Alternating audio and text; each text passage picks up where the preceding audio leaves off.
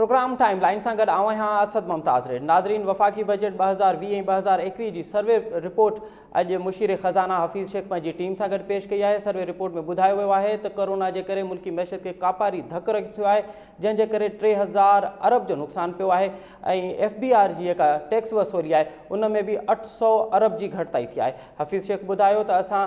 5000 अरब कर्ज़नि जी क़िस्तुनि में वापसी में अदा कया आहिनि ऐं हलंदड़ साल 1 करोड़ 60 लख ख़ानदाननि खे नंढा नंढा कर्ज़ ॾिना वेंदा त जीअं उनजी ज़िंदगी जो वहिंवार हली सघे। सर्वे रिपोर्ट में इहो पिणु ॼाणायो वियो आहे त सनती, ज़रई तोड़े लाइफ स्टॉक समेत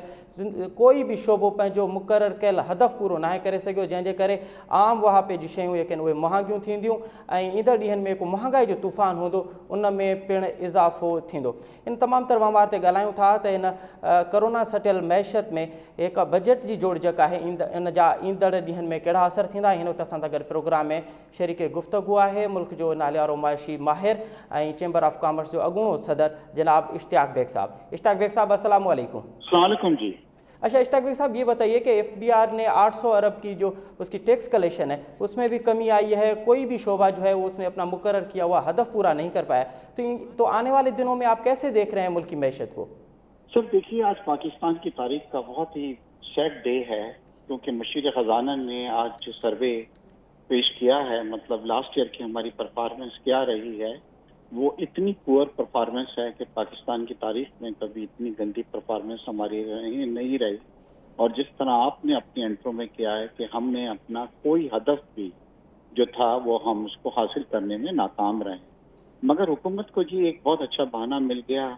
और वो ये बहाना मिल गया कि कोरोना की वजह से और लॉकडाउन की वजह से हमारी मईशत जो थी हम हदफ हासिल नहीं कर सके। और दाऊद साहब भी यही कह रहे थे, मुशीर ख़ज़ाना साहब भी, उन सब ने बहाना बना दिया और एक लेम एक्सक्यूज दे दिया कि मगर टारगेट हमारे तमाम मिस हो गए। जबकि कोरोना की जो प्रॉब्लम शुरू हुई है वो मार्च के एंड के अंदर हुई है। हमारा फिस्कल ईयर जो शुरू होता है वो जुलाई, अगस्त, सितंबर, अक्टूबर, नवंबर, दिसंबर आता है। ये नहीं हो सकता है कि एक महीने में हमारी पूरी एक साल की परफॉर्मेंस जो है उसके ऊपर पानी फेर दिया हो। तो ऐसे आपने अभी कहा कि जी मैन्युफैक्चरिंग का जो टारगेट रखा था वो हमारा पूरा नहीं हुआ। हमारी एग्रीकल्चर का जो टारगेट हमने रखा था जी वो हम अचीव नहीं कर पाए। हमारी सर्विसेज का जो हमने एक टारगेट रखा था, देखिए बजट की जो डिपेंड करता है वो एग्रीकल्चर, लार्ज स्केल मैन्युफैक्चरिंग और सर्विसेज उसके ऊपर करता है, सेक्टर्स के ऊपर। इन तमाम सेक्टर्स की जो परफॉर्मेंस हमारी रही है वो बहुत ही खराब रही है, और हमने अपने टारगेट्स, इवन जो रिवाइज टारगेट्स थे वो भी हम पूरे नहीं कर पाए। जैसे आपने कहा है कि तकरीबन 1000 अरब का हमारा शॉर्टफॉल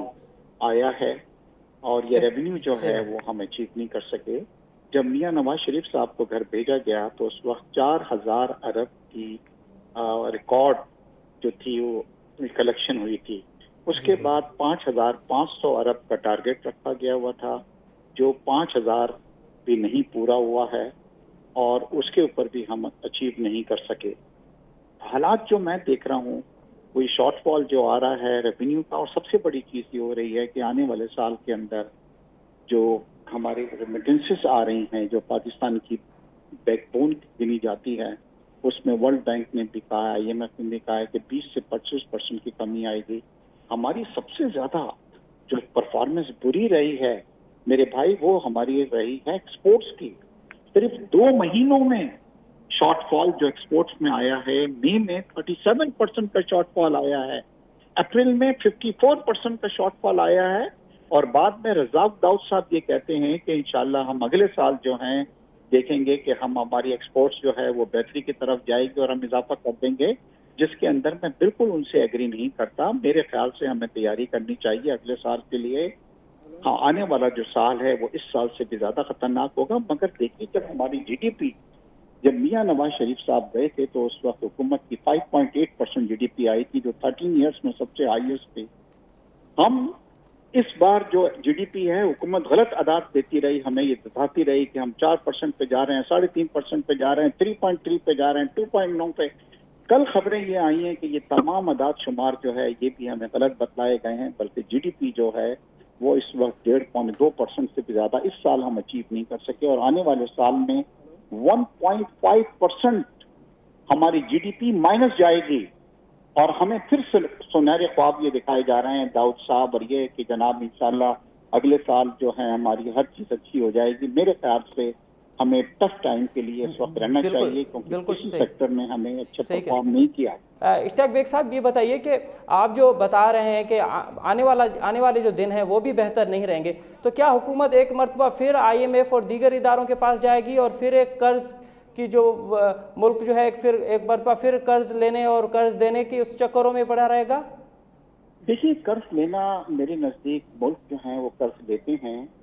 پاکستان نے اس وقت قرض لیے جب ہم نے تربیلا ڈیم اور منگلا ڈیم بنائے. ہم نے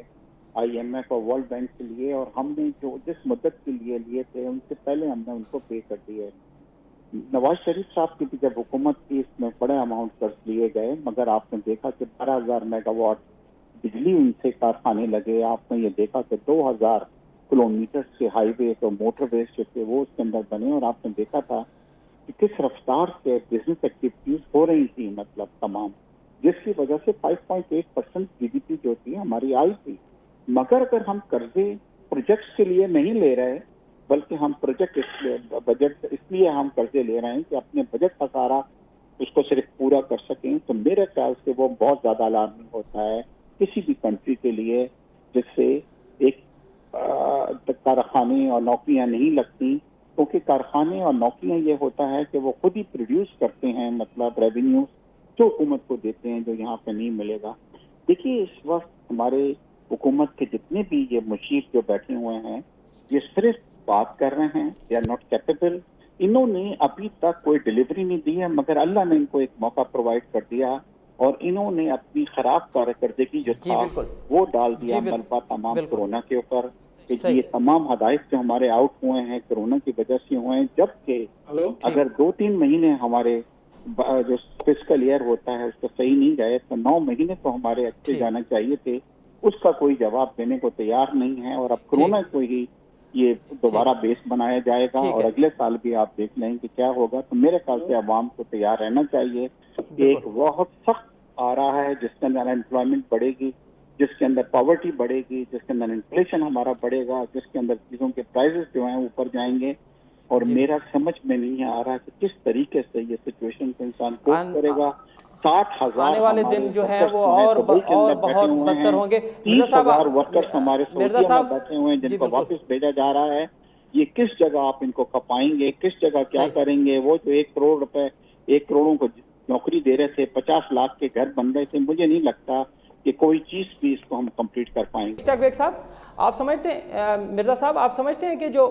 صنعت اور دیگر اداروں کے لیے آج بجٹ مختص کی گئی ہے کیا وہ اتنی ہونی چاہیے تھی یا اس کو بڑھا دینا چاہیے تھا؟ کیونکہ اب تو کرونا کی اس کووڈ-19 کے اس دور میں ہم گزر رہے ہیں، ظاہر ہے اب اس میں ڈاؤن سائزنگ بھی ہوگی اور پہلے ہی جو ہمارا صنعت ہے وہ مشکلات میں ہے. تو کیا جو پیکج دیا گیا ہے وہ آپ ایز اے صنعت کار اس پہ سیٹسفائی ہیں؟ دیکھیے لاسٹ جو حکومت تھی اس میں 1,000 ارب P S D P funds رکھا گیا تھا. 1,000 ارب کیونکہ دیکھیے یہ P S D P fund جو ہوتا ہے یہ سب سے امپورٹنٹ ہوتا ہے کیونکہ اس سے نئے پروجیکٹس لگتے ہیں، ڈیولپمنٹ پروجیکٹس رکھتے ہیں. اور اس میں جب آپ ڈیولپمنٹ پروجیکٹس لگاتے ہیں تو اس کے اندر کیا ہوتا ہے کہ لوگوں کو آپ جاب بھی پرووائڈ کرتے ہیں، یعنی کہ لوگوں کو اس سے پیدا ہوتا ہے. اس سے اس بار کیا ہوا ہے کہ وہ پی ایس ٹی جو کہ 1,200 ارب کی باتیں ہو رہی تھی اس کو بالکل ہمیں تقریباً یہ 50% کے اوپر لے آئے ہیں. دیکھیے کرونا کے اندر صرف انہوں نے 70 بلین کا وہ رکھا ہے، مطلب وہ اتنا بڑا اماؤنٹ نہیں ہے کہ وہ 1,000 ارب جو کرونا کے لیے رکھ دیا گیا ہو، کیونکہ اس کے اندر جو ہے چھوٹا سا اماؤنٹ جو ہے اس کے لیے مختص کیا گیا ہے. مگر سب سے بڑی چیز یہ ہو رہی ہے کہ حکومت کوئی ایک نیا پروجیکٹ لے کے نہیں آئی. دیکھیے سب سے بڑی امپورٹنٹ چیزیں جو پاکستان کے لیے اس وقت پانی کا مسئلہ ہے. ہر حکومت اس سے پہلے یہ کرتی تھی کہ بجٹ کے اندر ایک اماؤنٹ مختص کر دیا جاتا تھا کہ ڈیمز کے لیے، کہ اس کے لیے ہم اس کے اوپر شروع کر دیا کرتے تھے کہ تاکہ کام ہو جائے. ہر سال رکھا جاتا. اس بار بجٹ کے لیے کوئی ڈی ایس پی پی ایس ٹی پی فنڈ جو ہے مجھے نہیں لگ رہا، خاص طور کے اوپر سندھ کے اندر کوئی سینٹر جو ہے اس طرح کا پروجیکٹ نہیں کر رہا. فارگیٹ اباؤٹ سندھ، پنجاب کے اندر بھی مجھے کوئی لوگوں نے اناؤنس نہیں کیا. اگر تھوڑی بہت اگر P S T P fund use ہو رہا ہے تو وہ کے پی کے اندر یہ کر رہی ہے حکومت یہاں پہ. अगर हमारी बिल्कुल आप एसटीपी फंड्स जो है जिससे लोगों को जॉब मिलती हैं ये करती हैं वो आप रोक लेंगे, तो सबसे बड़ी चीज ये होती है कि कुछ ऐसे प्रोजेक्ट्स हैं जो ऑलरेडी इन प्रोग्रेस हैं। जब आप उनको रोक देते हैं कि इस साल हम उसके ऊपर कंप्लीशन नहीं करेंगे, तो फिर वही क्या कहते हैं आपका केपी वाला हिसाब होगा कि उसकी प्रोजेक्ट कीमतें बहुत बढ़ जाएंगी। सपोज एक हम प्रोजेक्ट्स लेके चलें और आधा आपने छोड़ दिया और आपने ये कहा कि जी अगले साल या एक साल बाद जब हालात सही होंगे तो हम उसको कंप्लीट करेंगे, तो उसकी जो कॉस्ट होती है, जो उसका तखमीना होता है, वो डबल से ज्यादा पहुंच जाता है जहाँ पे। तो मुझे आने वाला वक्त as a wise president federation of Pakistan chamber of commerce के, देखिए पहले ये होता था कि जब बजट बनता था तो हुकूमत ये करती थी कि फेडरेशन के नुमाइंदों को, चैम्बरों के बड़े बड़े चैम्बर जो होते थे उनको बुलाती थी, उनके साथ बैठती थी, उनसे पूछती थी। इस बार एक कमरे में बैठ के ये तमाम डिसाइड कर लिया गया, किसी को ऑन बोर्ड नहीं लिया गया, जो कि गलत हुई। दूसरी सबसे बड़ी बात होती है कि मैं खुद ये बिलीव करता हूँ कि कलेक्टिव मशावरत जो होती है वो बड़ी इंपॉर्टेंट होती है। आप अपोजिशन को भी इन्वॉल्व करते, आपने कलेक्टिव डिसीजंस लेते, उनसे कहते कि जी मुल्क के हालात खराब हैं, हम किस तरीके से उसको वो कर सकते हैं। आप ऐसे वक्त के ऊपर जब कोरोना की प्रॉब्लम चल रही है, बजट आ रहा है, हमारी ज्यादातर फोकस ये था कि लोगों को गिरफ्तार किया जाए, अपोजिशन को गिरफ्तार किया जाए, उनको अंदर बंद कर दिया जाए, ये कर दिया जाए। जब आपका देखिए हमारे मुल्क में बहुत ज्यादा वबाएं आई हैं, हमारे पास बहुत बड़े बड़े सैलाब आए हैं, हमारे पास बहुत बड़े बड़े अर्थक्वेक आए हैं, हमने बड़े बड़े प्रॉब्लम्स पाकिस्तान में देखे हैं, मगर पूरी कौम जो थी वो यकजा हो जाती थी, हुकूमत, अपोजिशन, अवाम, सब कुछ। ये पहली बार है कि कोरोना की जो प्रॉब्लम्स आई है इसके अंदर कौम जो है वो डिवाइडेड है, सूबे जो हैं वो डिवाइडेड हैं, पार्टीज जो हैं वो डिवाइडेड हैं, क्योंकि हम रादर दैन उनको साथ लेके चले, हम उनके साथ हेड ऑन के साथ चल रहे हैं। अभी शहबाज शरीफ साहब का आपने देखा कि क्या ये 2 महीने के लिए उनकी अच्छा अरेस्ट मिर्ज़ा को साहब, सही बात, मिर्ज़ा साहब रोका ये जा बताइए, सकता था। सही, बिल्कुल सही मिर्ज़ा साहब, अब ये बताइए कि अब जो हालात हैं वो मौशिया हवाले से तो हालात बेहतर नहीं हैं, फिर ऊपर से कोविड-19 भी है, ये भी एक हकीकत है। तो आप समझते हैं कि हुकूमत को कौन से शोबे जो तरजीह बुनियाद पे उनको तरजीह बुनियाद पे लेना चाहिए और उस पर फोकस होना चाहिए ताकि ये जो डेफिसिट है ये भी कम हो और आवाम को रिलीफ भी मिल सके? देखिए आपने बहुत अच्छा सवाल किया और मैं इसका अच्छा एक आपको जवाब ये देना चाहता हूँ कि देखिए हमेशा हर बजट में हम ये किया करते थे कि मैन्युफैक्चरिंग सेक्टर्स को या एक्सपोर्टर्स को हम बड़ी मराद दिया करते थे, चाहे वो बिजली में दें, चाहे रिफंड में दें, चाहे हम उनको इंसेंटिव्स दें, तमाम चीजें हम उनको देते थे। मगर इस बार अमेरिका, यूरोप के अंदर इतना रिसेशन आया हुआ है कि कोई आदमी एक नई जीन नहीं खरीदेगा, एक नई टी शर्ट नहीं खरीदेगा, एक नई शर्ट नहीं खरीदेगा। यही वजह है कि हमारी एक्सपोर्ट इस बार बहुत ज्यादा हो रही है। यहाँ पे हमें तवज्जो जो देनी चाहिए वो एग्रीकल्चर के ऊपर हमें तवज्जो देनी चाहिए, क्योंकि एग्रीकल्चर एक शोबा है कि अगर हम इसके अंदर थोड़ा सा इस बजट के अंदर इंसेंटिव्स देते हैं किसानों को, उनकी ट्यूबवेल की उनको सब्सिडाइज करते हैं, इलेक्ट्रिसिटी को ये तमाम कहते हैं, और आप यकीन करें कि उनको सब्सिडी अगर हम कुछ देते हैं तो हमारा ये सेक्टर्स हमारी दूसरी जगहों पे जो हमें प्रॉब्लम्स आ रही हैं उसको कर रहा है। मेरे पास आपकी एक मिसाल है कि ईरान के ऊपर इतनी ज्यादा सख्त किस्म की पाबंदियां लगी हुई हैं कि वो $100 की एक्सपोर्ट नहीं कर सकते, $100 की इंपोर्ट नहीं कर सकते। मगर ईरान ने क्या किया हुआ कि एग्रीकल्चर को तवज्जो दी है, और कोई ईरान का आदमी रात को भूखा नहीं सोता है, क्योंकि उसको मालूम है कि ये चीजें मिल रही हैं। और अमेरिका जैसा मुल्क जो है वो परेशान है कि किस तरह ईरान सर्वाइव कर रहा है। वक्त आ गया है कि पाकिस्तान एक एग्रीकल्चर कंट्री है, हमें एग्रीकल्चर पे तवज्जो देनी चाहिए, हमें डेयरी पे तवज्जो देनी चाहिए, हमें पोल्ट्री पे हमें तवज्जो देनी चाहिए। हमें इन चीजों पे अगर हम तवज्जो देते हैं और उनको थोड़ी सी मदद करते हैं जो लोग इस फील्ड के अंदर इन्वॉल्व हैं, हम इंसेंटिव्स दें कि जी वो बिजनेसमैन जो बड़े बड़े इंडस्ट्रियलिस्ट हैं अगर वो बड़े बड़े फार्मिंग में जाएंगे, वो करेंगे, उनको हुकूमत जो है टैक्स माफ करेगी, तो उनको भी they are also looking for मतलब कुछ सेक्टर्स ऐसे कि जहां पे वो इन्वेस्टमेंट कर सकें, क्योंकि अब उनकी एक्सपोर्ट्स जो है वो बात नहीं आएगी 2-3 साल तक, जब तक, क्योंकि अब लोगों की प्रायोरिटी जो है वो सिर्फ खाने पीने की चीजें हैं। लोगों की प्रायोरिटी नई चीजें खरीदने नहीं है कि कोई जाके नए कपड़े खरीदेगा और नई चीजें खरीदेगा। तो मेरे ख्याल से एग्रीकल्चर के ऊपर हुकूमत अगर तवज्जो देती है बहुत तो बहुत हम बहुत थोड़ा बहुत सा सर्वाइव शुक्रिया, कर सकते हैं। बहुत बहुत शुक्रिया मिर्ज़ा इश्तियाक बेग साहब, आपने हमें वक्त दिया। सर्वे रिपोर्ट पेश किया है हाफिज़ शेख साहब जी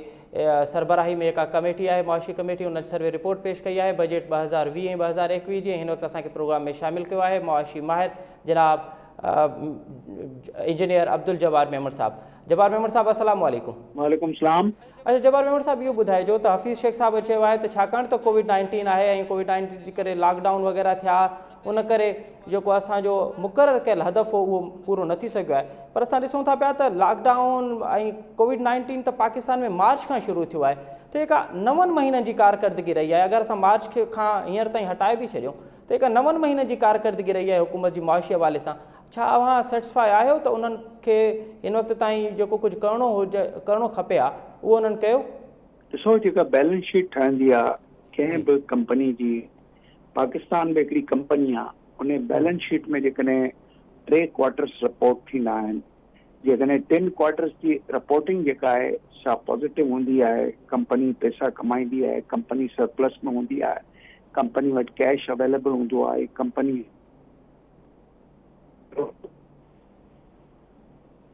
ॿिए क्वार्टर जे बनिस्बत बहितर नज़र ईंदो आहे, त पोइ चौथे क्वार्टर में जेकॾहिं जंहिंजा रीज़न कोविड-19 ॿुधाया था वञनि, त पोइ थींदी आहे वेटिंग, जेके चइजे त केतिरो वज़न जेको आहे सो उन्हनि 3 क्वार्टर्स जो हो। हिन पाकिस्तान में जेके ॻाल्हियूं हींअर असां ॿुधूं वेठा, उन्हनि में घणो इसरार आहे त भई कोविड जे करे न, असांजा 3 क्वार्टर्स जेके आहिनि उन्हनि जी मिलियल जेका वेटेज हुई, उन वेटेज आख़िरी क्वार्टर खां खे जी नेगेटिविटीअ खे मार्जिनल पॉज़िटिविटीअ में कन्वर्ट न कयो। हाणे हुन मिसाल मां तव्हांखे ॾींदुसि त हिंदुस्तान जा 3 क्वार्टर असां वांगुरु जेके आहिनि से उहे हलिया। हिंदुस्तान प्लस 4.9 5% खां हेठि ते GDP ग्रोथ क्लोज पियो थो करे। भूटान हिकिड़ो नंढड़ो मुल्क जेको आहे सो उहो बि आख़िर उन खे बि असां आइसोलेट त नथा करे सघूं न, उहो बि हिन वक़्तु प्लस GDP ग्रोथ वेठो पंहिंजी प्रोजेक्ट करे। Bangladesh equally good plus side ते। असां जेको आहे सो हिन वक़्तु हिननि 3 क्वार्टर्स जो जेको वज़न आहे, उहो वज़न उन यानी उहो प्लस करे उन वज़न खे जेकॾहिं असां उन माइनस वज़न ते 3 महीननि जे हिकु क्वार्टर ते आणियूं था, त ईअं थो लॻे त अर्थमेटिक्स जे हवाले सां त उन क्वार्टर्स जी जेका वज़न आहे उहो हिन नेगेटिव वज़न खे नेगेटिव प्लस माइनस जॾहिं कयो वेंदो आहे त हुनजो हिकिड़ो कम्युलेटिव फिगर जेका आहे सा या नेगेटिव अचे या पॉज़िटिव अचे। जेकॾहिं नेगेटिव आई त सम्झो त उन्हनि 3 क्वार्टर जी परफॉर्मेंस बि सुठी कोन्हे। सिंपली मां सलीस तव्हांखे हिकिड़े अर्थमेटिक्स में सम्झायां वेठो। हाणे मज़ीद जेकॾहिं असां ॻाल्हियुनि खे थोरो सम्झण जी कोशिशि कयूं त हिन वक़्तु जेका हिननि जेका हिकिड़ो एस्टिमेट ॾेई छॾियो आहे, हलो थोरी देरि लाइ एस्टिमेट खे चऊं डिक्लेरेशन ॾेई छॾी त पाकिस्तान जेका आहे सा -0.4% ग्रोथ पे थो ॾेखारे। मुंहिंजे पंहिंजे ख़्याल में इहा दुरुस्त न आहे। पाकिस्तान जी जेका ग्रोथ आहे उहा हिन खां वधीक माइनस आहे। तव्हां सुभाणे परीहं ताईं इंतज़ारु कयो। मुस्तनिद इकोनॉमिस्ट जेके आहिनि से मुख़्तलिफ़ हंधनि जे जोड़ जुक में हिन वक़्तु मसरूफ़ आहिनि। उन्हनि जोड़ जुकनि जे करे हू उन्हनि हंधनि जी निशानदेही कंदा जेके इन जोड़ जुक खे -2% ताईं न खणी वञिबा आहिनि। ॾिसो, वर्ल्ड बैंक जेका आहे सा उन पंहिंजे प्रोस्पेक्ट्स में पाकिस्तान जे लाइ चयो आहे त 1920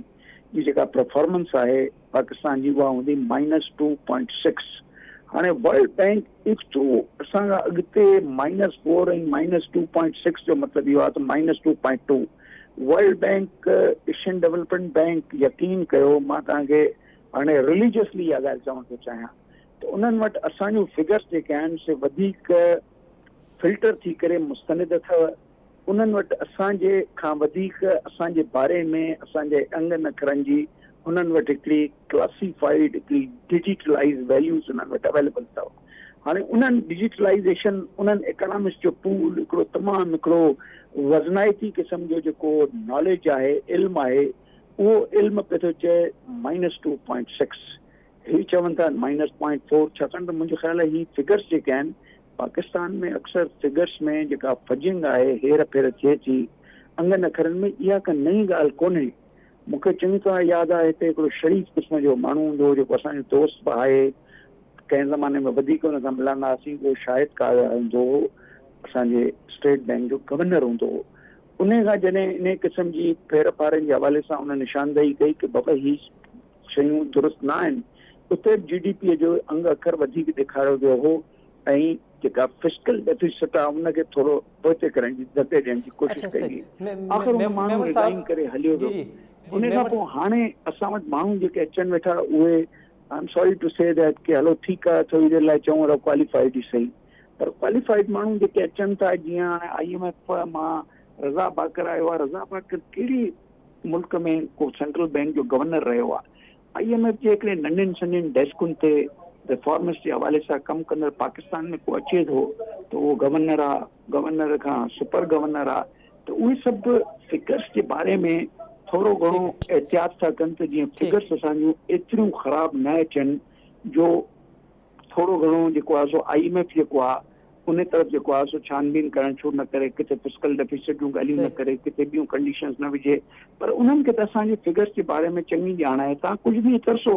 तव्हां ॾिसंदो त इहो -4 जेको आहे सो इहो वधंदो हाणे वापसि अचूं त ओवरऑल जेको आहे सो छा चयो वियो आहे थोरो हक़ीक़त पसंदि थियूं असां कुझु इन्हनि खे मार्कूं ॾियूं त इन्हनि ते हिकिड़ो अॼु वेई प्रेस कॉन्फ्रेंसूं कयूं आहिनि जंहिंमें इकोनॉमिक सर्वे सां गॾोगॾु बजट जे हर्षनि खे बि थोरो डिस्कस कयो अथनि पाकिस्तान में ट्रेडिशनली हिस्टोरिकली पाकिस्तान जी जेका GDP अथव उनखे वॾी हथी हमेशह एग्रीकल्चर ॾींदो रहियो आहे एग्रीकल्चर जेको आहे सो जॾहिं सर्विसिस सेक्टर जे परफॉर्मेंस सां सुठी परफॉर्मेंस सां मिलंदो आहे त पाकिस्तान में हिकिड़ो अंग अखर सुठो ईंदो आहे न त इंडस्ट्रियल अंग अखर को एतिरा घणा सुठा न रहिया आहिनि जेतिरो सर्विस सेक्टर जूं एक्सपेंशनूं असां ॾिसंदा आया आहियूं हाणे जेकॾहिं इनखे थोरी देरि लाइ वापसि अचूं त एग्रीकल्चर त परफॉर्म तव्हांजो पॉज़िटिव ज़ोन में करे वेठो न यानी 2.67% जेको आहे सो उन्हनि खे ॾियनि वेठा इंडस्ट्री तव्हांजी वरी माइनस में पई थी अचे 2.64 20% ऑफ GDP उते तव्हांजी जेका आहे सा हिकिड़ी -2.64 आई आहे वरी सर्विसिस जेके 58% ताईं असांजे यानी मुख़्तलिफ़ सालनि में सर्विसिस काउंट थींदियूं रहियूं आहिनि उहे -3.4 ते परफॉर्म थियूं कनि ट्रांसपोर्ट यस सॼे लॉकडाउन में ट्रांसपोर्ट त न हुई पर बाक़ी क्वार्टर्स आहे मेमर साहब अॼु हफ़ीज़ शेख साहब इहो पिणु चयो आहे त असां नया टैक्स हिन बजट में न हूंदा ईंदड़ साल लाइ को बि नओं टैक्स न हूंदो बजट में ऐं ॿिए पासे हुन इहो पिणु चयो त असांखे ग़रीब माण्हू आहिनि जेके 1.60 करोड़ हुन ॿुधाइनि त उन्हनि खे नंढा नंढा कर्ज़ ॾींदासीं त जीअं उन्हनि जी ज़िंदगी जो वहिंवार हली सघे अवां सम्झो था त इहो जेको पैकेज आहे इहो जेको पैकेज सेटिस्फाई आहे हिन कोविड जे दौर में हिन मुआशी हवाले सां जिते असांखे असांजी मैशत खे धकु रसियो आहे इहो एतिरो ई काफ़ी आहे ॾिसो हाणे ॿिनि लाइननि में डिवाइड कयूं हमेशह ग़रीब माण्हू खे जेको आहे तव्हां ॿुधो हूंदो जेको आहे सो मच्छी पकड़णु सेखारियो या मच्छी ॾेई चओ त बाबा पंहिंजो पेट भर इहे चाइनीज़ हिकिड़ियूं वॾे इडियम्स अथव हाणे वापसि था अचूं त असां आख़िर कयूं छा वेठा छा पाकिस्तान में प्राइम मिनिस्टर ऑफ पाकिस्तान ख़ुदि इहा ॻाल्हि कई आहे त 4 माण्हू जेके आहिनि हर 10 माण्हुनि में हिकिड़े गुरबत जे उन्हनि लीकुनि खां हेठि वेठा गुज़र सफ़र कनि जिन खे World Bank IMF developing countries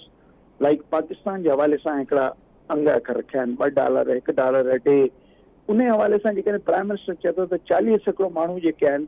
से 3 वक़्तनि जी मानी खाइण जे लाइ बि जेका स्ट्रगल कनि था उन स्ट्रगल में उन्हनि जी 3 वक़्तनि जी मानी या न्यूट्रिशनल हिकिड़ी वैल्यूज़ पूरियूं न वेठियूं थियनि प्राइम मिनिस्टर बिल्कुलु सही वेठो चयो हाणे असां अॻिते वधियूं त छा इन्हनि 40 सैकड़ो माण्हुनि खे इन्हनि 40 सैकड़ो माण्हुनि खे छा असां 12,000 रुपया जेके आहिनि से हमेशह लाइ ॾींदा रहंदासीं हाणे प्राइम मिनिस्टर इहा ॻाल्हि बि सही थो करे ऐं प्राइम मिनिस्टर सिंपैथेटिक आहे मुंहिंजे पंहिंजे ख़्याल में हिननि हालतुनि में प्राइम मिनिस्टर बिल्कुलु सही सोच सां इन्हनि माण्हुनि खे घटि में घटि एतिरा पैसा ॾिए वेठो त हिकिड़ी मिनिमम न्यूट्रिशनल वैल्यूज़ जेके आहिनि से इन्हनि खे मुहैया थियनि ॿियूं शयूं त 12,000 रुपयनि मां नथियूं मिली सघनि छाकाणि त हिकिड़े माण्हू जी जेकॾहिं रोटी कपिड़ा मकान जो असां जेकॾहिं ॻाल्हियूं कयूं जेके पीपल्स पार्टीअ जो हिकिड़ो स्लोगन रहियो आहे तमामु पुराणो या सोशलिज़म जे नज़दीक बि आहे भला जबार मेमन साहब भला हुकूमत खे कहिड़ा अवामी पैकेजिस हिन वक़्तु मुतारिफ़ करण जी ज़रूरत हुई इहे ॻाल्हियूं जेके हिन वक़्तु इमरजेंसी पैकेज आहे इहो तमामु सुठो कमु आहे पर उन सां गॾोगॾु जेकॾहिं तव्हां इमरान ख़ान जे उन पैकेज सां जॾहिं आयो हो त इमरान ख़ान तव्हां सां जेके आहिनि से असां सभिनी सां वाइदा इहा कया त बाबा मां जेको आहे सो 1 करोड़ नौकरियूं जेके आहिनि से हिननि पंहिंजे दौर में पैदा कंदुसि माना तव्हांखे 1 करोड़ नौकरियुनि खे ऑन एवरेज वठो जेतिरी बि हुकूमत जी 4-5 सालनि जी जेका जोड़ जोक हूंदी उन में 20 लख माण्हू त हिकिड़ा रोज़गार हासिल कंदा, ठीकु आहे। हाणे उन खां पोइ इमरान ख़ान 50 लखनि जूं ॻाल्हियूं कयूं। उन मां हमेशह इन डायनामिक्स में ॾिसंदो आहियां जेके चइबो आहे डेवलपमेंट इकोनॉमिक्स, के माण्हुनि खे तव्हां गुरबत मां ॿाहिरि कढो, माण्हुनि खे तव्हां जेको आहे सो हिकिड़ो स्किल्ड लेबर वर्क फोर्स जे हवाले सां आणियो त जीअं उहे कंहिं हिकिड़े प्रोडक्टिव वर्क में जेके आहिनि से इंगेज थियनि। हाणे प्रोडक्टिव वर्क उन्हनि लाइ केरु कढे? हुकूमत कढे। थोरी देरि लाइ वापसि अचूं त कंस्ट्रक्शन जे लाइ हुकूमत हिकिड़ो तमामु सुठो, मां चवंदुसि त हिकिड़ो पैकेज ॾिनो आहे। प्रैक्टिकली जेकॾहिं ॾिठो वञे त एतिरे हद ताईं ॾिनो आहे जो FATF, IMF या World Bank, Asian Development Bank जे उन्हनि ख़दशात जे बारे में त माण्हुनि खां बग़ैर कंहिं पुछा जे उहे पैसनि जो इस्तेमालु इकोनॉमीअ में उहो थोरो घणो उन्हनि जे लाइ क़ाबिल क़बूल न आहे। हू सम्झनि था त इहे सभु पैसा को टेररिस्ट एक्टिविटीज़ में था ख़र्च थियनि। पर इमरान ख़ान इहो बि हिकिड़ो क़दम खयो त चयो बाबा इन पासे कंस्ट्रक्शन साइट ते जेको आहे सो का पुछा ॻाछा न थींदी त पैसा किथां आया। इन पासे 90% टैक्स जी छूट मिलंदी। इन पासे जेको आहे सो हाउसिंग स्कीम्स लाइ गवर्नमेंट पंहिंजा जेके आहिनि से ज़मीनूं ॾींदी। इन पासे जेको आहे सो 39 खां 41 इंडस्ट्रीज़ हलंदियूं। हक़ीक़त इहा आहे जेकॾहिं कंस्ट्रक्शन हले थी त तव्हां ॾिसो सीमेंट, सरियो, इलेक्ट्रिकल स्विचिस, तव्हांजा रंग रोगन, इहे सभु हलनि था। हाणे ज़रूरत इहा आहे त हुकूमत जब्बार मेमन साहब कहिड़ा शोबा तरजीह बुनियाद ते हुजणु घुरिजनि? अव्हां मुआशी माहिर आहियो, मुआशी तर्जे निगार आहियो, कहिड़े सजेशन ॾींदो? हाणे वफ़ाक़ी हुकूमत जी बजट त सुभाणे पेश थियणी आहे, सिंध हुकूमत जी बजट पेश इन खां पोइ थींदी। अव्हां सिंध हुकूमत खे कहिड़ियूं सजेशन्स ॾींदो त कहिड़ियूं त हू ईंदड़ बजट में कहिड़ा शोबा हुन जी तरजीह बुनियादनि ते हुजणु घुरिजनि? जेसिताईं इन 18th अमेंडमेंट जे हवाले सां सूबनि खे तमामु घणा इख्तियारात मिली चुका आहिनि। इहा ॿी ॻाल्हि आहे त सूबा पाण जेको आहे सो पंहिंजी लेजिस्लेशन खां अलावा एनफोर्समेंट में जेके आहिनि काफ़ी कमज़ोर रहिया आहिनि। मां हिकिड़ो सिंधी हुअण जे नाते इहो चवंदुसि त मां इहो बि आई जेका आहे सा जंहिं ॾींहं खां 18th अमेंडमेंट आई उन ॾींहं खां हर सेक्रेटरी लेबर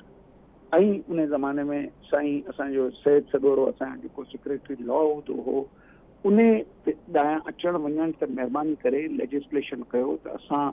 इहा EOBI जहिड़ा पोर्टफोलियोज जेके आहिनि से खणूं। हाणे सवाल त पैदा थियो त 18 अमेंडमेंट खां पोइ इलेक्ट्रिसिटी खां वठी पार्ट 2 फेडरल लेजिस्लेटिव 2,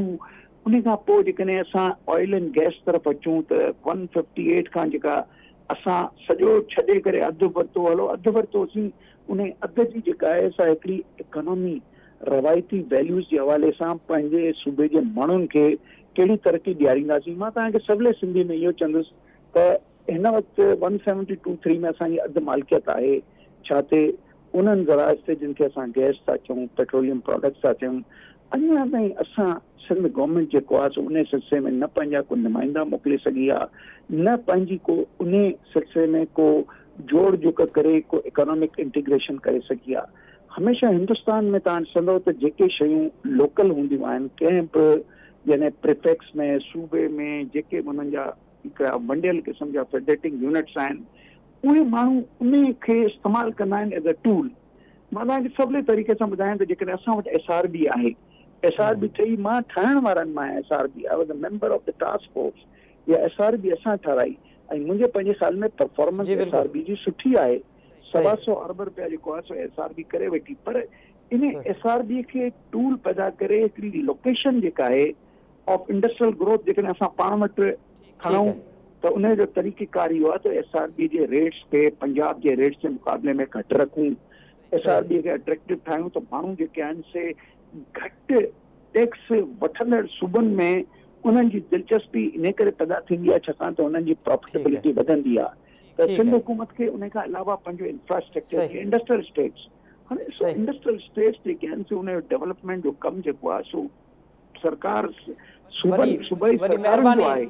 महिरबानी अब्दुल जब्बार मेमन साहब असांखे वक़्तु ॾियण जी। नाज़रीन, अव्हां मुआशी तर्जे निगार अब्दुल जब्बार साहब जूं ॻाल्हियूं ॿुधियूं। उन्हनि जो चवणो त असांखे SRB ऐं के ॿिया असांजा शोबा आहिनि, ज़राअत ऐं ॿिया शोबा, उन्हनि खे वधीक अट्रैक्टिव करिणो पवंदो त जीअं असां सिंध हुकूमत खे वधीक अट्रैक्टिव करिणो पवंदो त जीअं असां ईंदड़ ॾींहंनि में जेको डेफिसिट आहे उहो बि घटि करे सघूं ऐं असांजा जेके मुआशी परेशानियूं आहिनि उहे बि घटि थी सघनि। इन सां गॾु अॼोके प्रोग्राम जो वक़्तु पंहिंजी पुॼाणी ते पहुतो। मूंखे ॾींदा इजाज़त। अला वाही।